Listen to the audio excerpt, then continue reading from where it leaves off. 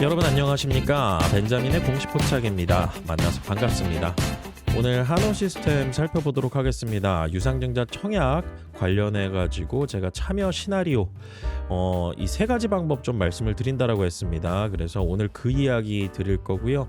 그 다음에 오늘이 11월 10일입니다. 그리고 오늘 주가 소폭 상승을 했는데 내일 날짜죠. 11월 11일이 1차 발행 가격 최종적으로 산출되는 기산일입니다. 그리고 아마도 공시는 11월 12일 날 나오게 될 것 같아요.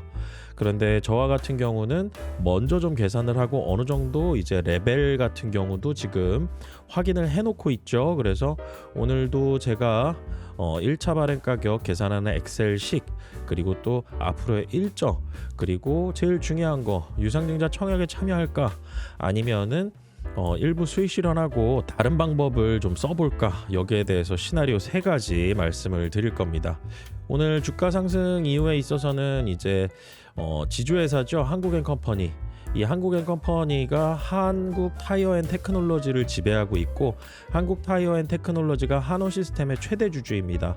그리고 기사 내용에서도 좀 언급이 나왔던 한호시스템 재무 개선이 반영이 돼서 한국앤컴퍼니 3분기 영업이익이 1371억 원으로 굉장히 크게 상승을 했다. 여기에 따라서 한국앤컴퍼니와 한국타이어앤테크놀로지 같은 경우는 좀 급등을 했습니다. 한국타이어앤테크놀로지 같은 경우는 이제 전기차량으로 들어가는 이 자동차의 타이어, 이 타이어가 기존의 내연기관차에 들어가는 타이어와의 제품 믹스, 다시 말해서 고마진 상품이죠. 그 고마진 상품이 이제 실적에 반영되면서 이번에 3분기 실적도 굉장히 좋게 나왔습니다. 그래서 한국앤컴퍼니가 한국타이어앤테크놀로지를 지배하고 한국타이어앤테크놀로지가 한호시스템을 지배하는 이런 구조로 되어 있는데, 여기에 있어서 한국앤컴퍼니의 이 실적도 좋아졌다라는 측면에서의 기사, 그리고 잠정 실적에 대한 공시, 이에 따라서 한호시스템도 소폭 반영을 했지만은 앞으로가 저는 또 기대되는 부분이 있어요. 그게 뭐냐면은 한호시스템이 확정 발행가액까지 높아져 가지고 유상증자 최종 청약률까지 높아져서 자본 조달을 잘 하게 됐을 때는, 그리고 예정보다 더 많이 하게 됐을 때는 재무구조 개선의 효과가 더 크게 나타날 수 있고, 이는 바로 목표 주가의 변경으로 다시 리포트들이 쏟아져 나올 수가 있다. 그래서 제가 이전 영상에서도 계속 강조드려왔었던 게 1차 발행가, 확정 발행가 자꾸 모니터링하는 게 바로 이 이유 때문에 그렇습니다. 자, 그러면은 이제 하나씩 좀 살펴볼 텐데요. 우선은 오늘 기준으로 1차 발행 가격, 이제 내일 최종적으로 정규장 종가로 그리고 거래량, 거래대금 바탕으로 최종 산출이 됩니다. 그래서 오후 3시 30분 지나면은 저는 벌써 계산이 끝나 있을 거예요.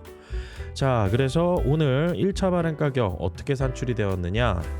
3,395원으로 산출이 됩니다. 애프터마켓 제외하고 정규장 기준입니다. 그래서 29.75% 발행 주식 수가 늘어나는 거 대비해 가지고는 그렇게 큰 폭의 차이가 아닙니다. 그리고 한호시스템은 주가 할인율도 15% 적용했잖아요. 그래서 대부분의 기업이 20에서 25% 할인율 적용하는데, 할인율 크게 적용 안 하기 때문에 이렇게 시장 가격과의 괴리 같은 경우도 너무 크게 벌어져 있는 상황은 아니다. 그래서 지금 1차 발행 가격으로 만약에 최종적인 확정 발행가액으로 산정이 된다라고 하면은 자금 조달 규모가요 1조 1,797억 6,250만 원. 최초 이제 유상증자 공시했을 때 조달하는 금액의 규모가 얼마 정도였었죠? 9천억입니다. 9천억에서 지금 1조 1,800억 규모까지 늘어나게 된 거예요. 그러면은 여기에서 채무상환 자금은 얼마까지 상승을 할 수 있을까?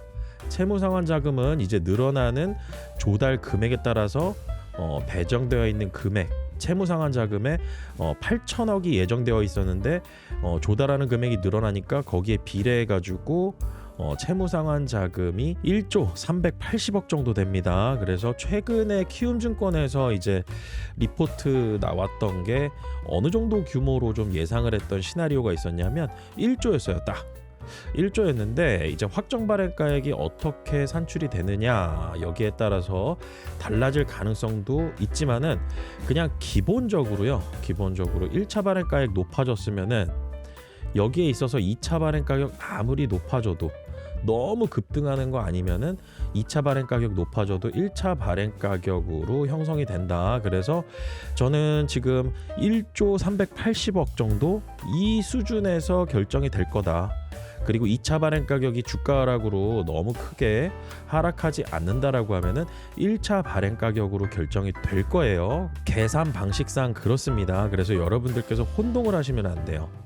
제가 또 나중에 계속 말씀을 드리겠지만은 1차 발행가, 2차 발행가 그리고 최종적으로 확정 발행 가격으로 산출이 되고 확정 발행 가격 공시 나오면 더 이상 변하지 않고 확정 발행 가격에다가 앞으로 조달하는 주식수 있죠. 새롭게 발행하는 주식수 3억 4,750만 주 이거 곱해가지고 조달 자금이 확정되는 겁니다.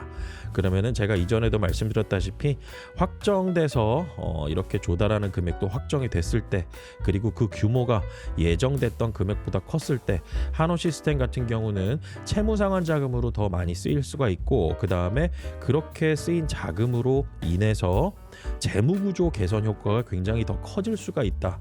그러면 순이익 증가가 더 예상될 수 있고 여기에 따라서 증권사들의 목표 주가가 또다시 달라질 수가 있다. 이걸 꼭 기억을 해두셔야 됩니다. 그래서 지금 이렇게 제가 먼저 1차 발행 가격 말씀드린 다음에 이제 저걸 말씀드릴 거예요. 뭐냐면은 이제 시나리오. 이 시나리오 관련해 가지고는 여러분들께서 요걸 좀 기억을 해두시면 좋아요.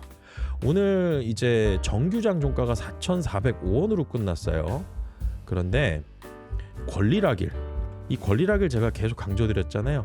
권리락일이 11월 13일입니다. 11월 13일인데 이 권리락일이 만약에 내일이다. 이 가정을 해볼게요. 날짜 상관없이 오늘 종가 기준으로 권리락이 내일이다 라고 하면은 4,405원에서 얼마로 바뀌느냐 이것도 제가 공시 보고 다 계산식 넣어서 여러분들께 알려드리는 겁니다. 그렇게 됐을 때는 권리락일 장 초반에 시작하는 기준 주가가 4,065원으로 시작이 돼요. 그러면은 4,405원에서 4,065원으로 약 7.72% 빠진 것으로 이제 시작이 되는 거죠. 그렇게 됐을 때 저 기업의 주가가 얼마 전까지 4,400원이었는데 이게 갑자기 4,065원이 돼버렸네. 유상증자 권리락 기준주가 변경이 되는 걸 아시는 분들께서는 여기에 있어서 유상증자 신주가 발행이 되는 거 여기에 대해서 앞으로 받게 되기 때문에 먼저 기준주가 조정시키고 그 다음에 새롭게 발행하는 신주 이 신주가 내년 1월 12일 날 이제 입고가 된다. 그렇기 때문에 여기에 있어서 이 착시 효과만으로 유상증자 기준주가 변경에 대한 개념 없이 착시 효과만으로 매수가 들어오는 그런 자금들이 있더라. 그런데 이게 굉장히 좀 패턴들이 맞아떨어져요. 그래서 개인 투자자 있죠. 개인이 권리락일 날 순매수 많이 들어와요. 순매수. 무상증자 때도 거의 대부분 그렇습니다. 이게 왜 그런 건지는 정보의 차이라고 봐요. 저는.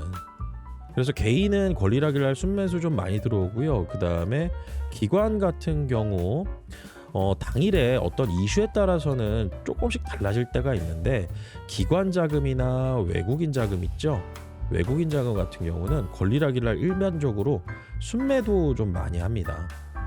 그래서 권리락일 날 기준 주가 바뀌면서 이런 착시 효과가 생기고 이런 착시 효과가 크면 클수록 이렇게 기관하고 개인의 그리고 외국인과 기관과 개인의 수급에 뚜렷한 어떤 행태들이 있지만은 기준 주가 빠진 다음에 다시 말아올리는 이런 패턴들을 보이는 경우들이 있더라. 이거는 또 개인 투자자 순매수의 힘이 크더라. 이렇게 좀 저는 보고는 있어요. 그런데 이거는 예측의 영역이라기보다는 어떤 패턴에 있어서 앞으로 이렇게 될 가능성이 있어. 그래서 그런 확률을 좀 저희가 보면서 이렇게 가야 되겠죠. 그래서 이런 착시 효과 때문에 권리락일 날 기준 주가가 하락했다가 이게 다시 예전 주가로 상승할 수 있는 이런 모습들을 보일 때가 많이 있다. 그래서 권리락일을 기준으로 의사결정을 하는 방법. 제가 세 가지 말씀을 드릴 거예요. 이 첫 번째 같은 경우는요, 11월 11일 이때 그냥 다 매도하는 겁니다. 전량 매도하고 유상증자 청약 참여도 안 하고요, 신주인수권 증서 거래도 안 하고 그냥 전량 매도입니다. 전량. 왜 이렇게 하느냐? 이런 방법을 쓸 때도 있습니다. 이렇게 할 때 같은 경우는 언제냐면요, 주가가 급등을 하고 그 다음에 이 급등한 이 폭 자체가 한호시스템도 적지는 않아요. 유상증자를 이제 발표한 시기부터 폭 자체가 적지는 않은데 상승폭이 있다라는 거죠. 그런데 이 전량 매도하게 됐을 때는 이보다 더 많이 급등했을 때가 있어요. 예전에 루닛이 그랬습니다.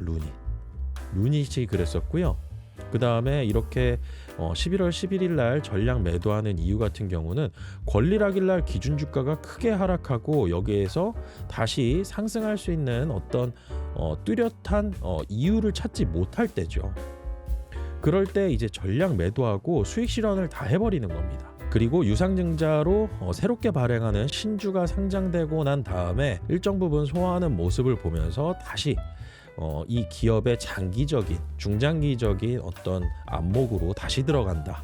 이런 방법이 첫 번째가 있어요. 그런데 지금 한호시스템 같은 경우는 1번 방법을 쓰지 않아도 될 거는 같아요. 제가 봤을 때는. 그리고 두 번째 뭐냐면은요, 11월 13일 권리락일이죠. 이 권리락일 날 100주를 가지고 있었습니다. 100주를 가지고 있는데 이 100주를 전량 매도해요. 권리락일 날 전량 매도하는 겁니다. 그러면은 100주를 가지고 있는데 이 100주를 기준주가 하락 맞고 그 다음에 다시 회복하는 모습을 보일 때 매도를 한다라는 거죠. 그러면은 100주를 가지고 있으면은요, 내가 전량 다 매도했다 하더라도, 권리락일 날 전량 다 매도했다 하더라도 기준주가 할인 두드려 맞았잖아요. 그리고 제가 어떻게 말씀드렸죠? 기존에 주식을 보유하고 계셨던 분들이라고 하면은 권리락일 날 매도하잖아요. 그러면은 신주를 인수할 수 있는 권리를 챙기게 됩니다. 그래서 문자가 다 증권사로부터 와요. 그래서 신주를 인수할 수 있는 그 권리, 이 권리를 챙겨놨기 때문에 100주를 가지고 있다 하더라도 지금 신주 배정 주식 수가 어떻게 되죠? 0.4096482585 이렇게 이제 이 공시가 나와 있습니다. 그러면은 100주 가지고 있으면은 40주 할인 발행하는 한호시스템의 유상증자로 할인 발행하는 주식을 가져올 수가 있습니다. 그래서 신주를 인수할 수 있는 그 권리를 챙기는 거고, 이 권리를 신주인수권 증서 거래일이 언제냐? 12월 4일부터 12월 10일까지입니다. 이때 이제 주가하고 그 다음에 1차 발행 가격하고 차이에 따라서 내가 일부 수익을 또 챙길 수가 있어요. 그래서 11월 13일 날 전량 매도를 한다. 그리고 신주인수권 증서 거래일에 챙겨놨던 신주인수권 증서 이걸 첫날에 다 매도한다. 이 방법을 제일 많이 썼었습니다. 그리고 마지막 세 번째가 뭐냐면은 똑같아요. 그 두 번째 방법이랑 100주 가지고 있으면은 이 100주를 권리락일 날 전량 매도합니다. 매도하고 그렇게 됐을 때는 신주를 인수할 수 있는 그 권리 40개 챙기잖아요. 40주. 그러면은 난 100주 가지고 있던 거 40주로 줄어들게 되는 거죠. 신주를 챙기게 되는 거니까. 그리고 이거를 신주인수권 증서 거래일에 매도를 안 하는 거예요. 매도하지 않고 그냥 가져가는 겁니다. 쭉. 그렇게 됐을 때는 새롭게 발행하는 주식 있죠. 이 주식에 청약에 참여하려면 또 돈이 필요하잖아요. 근데 내가 가지고 있던 100주를 전량 다 매도를 했고 여기에 매도로 인해서 내가 현금이 생기죠. 현금이 생기고 청약을 할 때는 시장 가격보다 할인 발행하는 이 신주 청약에 참여하게 되면은 나는 현금도 남고 그 다음에 새롭게 발행하는 신주 싸게 발행하는 주식에 청약에 참여해서 내가 가지고 있는 이 보유하는 이 한호시스템의 주식을 100주에서 40주로 줄이는데 구조적인 변화가 100주는 유상증자 하기 전에 신주가 발행되기 전에 100주를 새롭게 발행하는 싸게 발행하는 이 40주로 바꿔가지고 나는 매입 단가 낮추고 매입 단가 평균 단가 이거 낮추고 나는 장기적으로 좀 홀딩할 거다. 이렇게 하면은 유상증자 신주 청약에 참여하는 그 돈 자체가 내가 가지고 있던 백주 여기에서 수익 실현해서 남은 돈으로 이제 참여하는 거기 때문에 추가 자금, 추가 비용이 없습니다. 그래서 신주 참여만, 이렇게 신주 청약에 참여만 내가 가지고 있던 돈을 권리락일 날 다 매도하고 참여할 수 있는 방법이 있더라. 그렇게 됐을 때 이 3번 방법, 이 부분은 여러분들께서 좀 고려를 해보시고요. 사실 마지막 한 가지 방법이 또 있긴 하죠. 근데 그 방법은 너무나 이제 단순합니다. 내가 앞으로 이 물량을 더 모아가고 싶어. 기존에 있는 이 유상증자 신주에 청약할 수 있는 그 참여 물량까지도 나는 추가적으로 현금을 투입해가지고 난 지금보다 주식수 더 확보할 거야. 그래서 오래도록 보유할 거야. 이렇게 했을 때는 아무것도 안 해도 됩니다. 아무것도 안 해도 되고요. 다만 청약에 참여해야 되죠. 제가 뭐라고 말씀드렸죠? 권리락일날 기준주가 두드려 맞고, 기준주가 할인 두드려 맞고 청약 참여까지도 안 한다라고 하면 이거 돈 버리는 일입니다.